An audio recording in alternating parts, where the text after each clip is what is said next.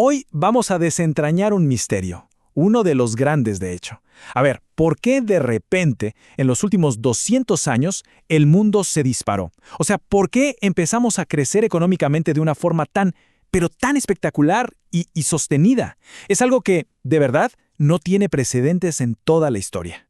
A ver, pensemos en esto por un segundo. Durante la mayor parte de la historia, el progreso económico era lentísimo, casi invisible. Y de repente, ¡pum!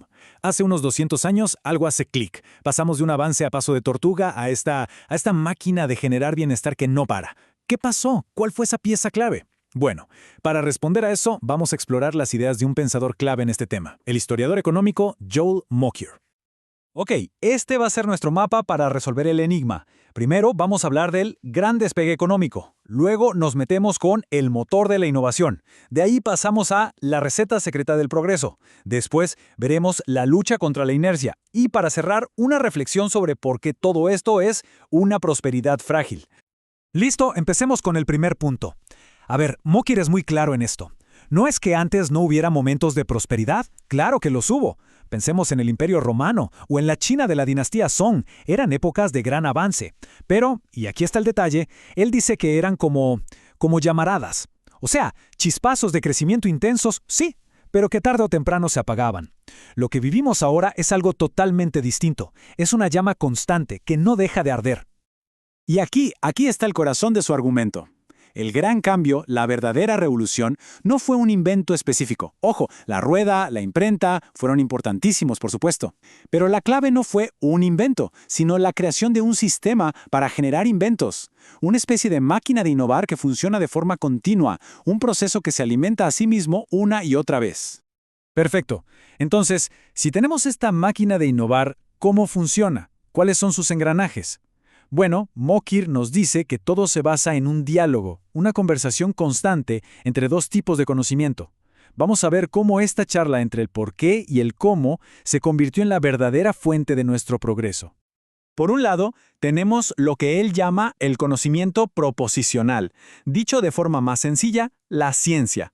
Es el conocimiento teórico, ¿no? Entender las leyes fundamentales de la naturaleza, la física, la química, la biología. Básicamente es el saber que responde a la pregunta ¿por qué funcionan así las cosas? Y en la otra esquina del cuadrilátero, por así decirlo, está el conocimiento prescriptivo. Y esto es, simple y llanamente, la tecnología, el know-how.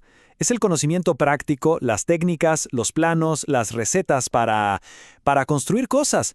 Es el cómo se hace, del ingeniero, del artesano, del programador. Y aquí es donde la magia ocurre, porque esto no es una calle de un solo sentido, para nada. Lo que se creó fue un círculo virtuoso potentísimo. Fíjense. La ciencia, el porqué, nos da un nuevo entendimiento del mundo que abre la puerta a tecnologías que ni soñábamos. Pero luego la tecnología, el cómo, al intentar construir esas cosas nuevas, se encuentra con problemas, con límites, y le devuelve la pelota a la ciencia. Le hace nuevas preguntas y la obliga a buscar más respuestas. Es un ciclo que se retroalimenta y acelera sin parar. Claro, la pregunta que surge de inmediato es, bueno, si este motor es tan poderoso, ¿por qué no se encendió antes? ¿Qué faltaba en la Florencia del Renacimiento, o en la antigua Grecia, o en la China imperial? Mokyr sostiene que la respuesta está en que hacían falta ciertos ingredientes.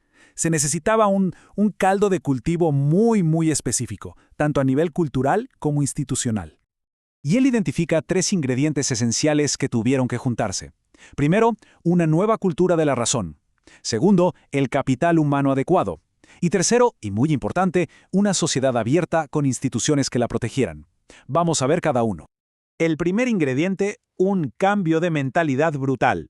Estamos hablando de la Ilustración. De repente se empieza a consolidar una comunidad de pensadores que ya no se basaba en la autoridad o en la tradición, sino en la evidencia, en los experimentos, en la lógica. Se creó una base de conocimiento compartido y fiable, un piso sólido sobre el cual construir todo ese saber por qué. Ok, pero las ideas científicas por sí solas no pagan las cuentas, ¿verdad? Hacía falta el segundo ingrediente, gente que pudiera tomar esa ciencia y convertirla en algo útil. Necesitábamos un ejército de artesanos, ingenieros, mecánicos, gente con las manos en la masa. Y, fundamental, apareció una figura clave, el empresario innovador, alguien con la visión para conectar la ciencia con las necesidades del mercado y el coraje para arriesgarse. Y esto nos trae al tercer ingrediente, que quizás es el más frágil de todos.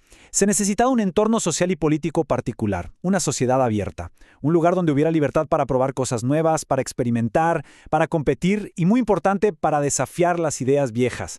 Un espacio donde las ideas pudieran luchar entre sí y que ganara la mejor, no la que tenía más poder detrás. Pero seamos sinceros, el progreso no es un camino de rosas. Siempre encuentra resistencia, porque la innovación, por su propia naturaleza, es disruptiva. Es una especie de destrucción creativa. Claro que crea nueva riqueza, pero en el proceso deja obsoletas industrias, trabajos, formas de vida. Y eso, lógicamente, genera gente que pierde con el cambio y que va a luchar para detenerlo.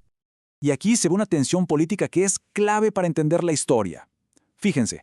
Los costos del cambio son inmediatos, son muy visibles y se concentran en grupos pequeños y que suelen estar bien organizados. Pensemos en los gremios de artesanos que veían cómo las máquinas les quitaban el trabajo. En cambio, los beneficios son a largo plazo, son difusos, se reparten entre toda la sociedad. El resultado, la voz de los que se oponen casi siempre suena mucho más fuerte que la de los que apoyan. Y es precisamente por eso que, según Mokyr, las instituciones son la pieza final del rompecabezas.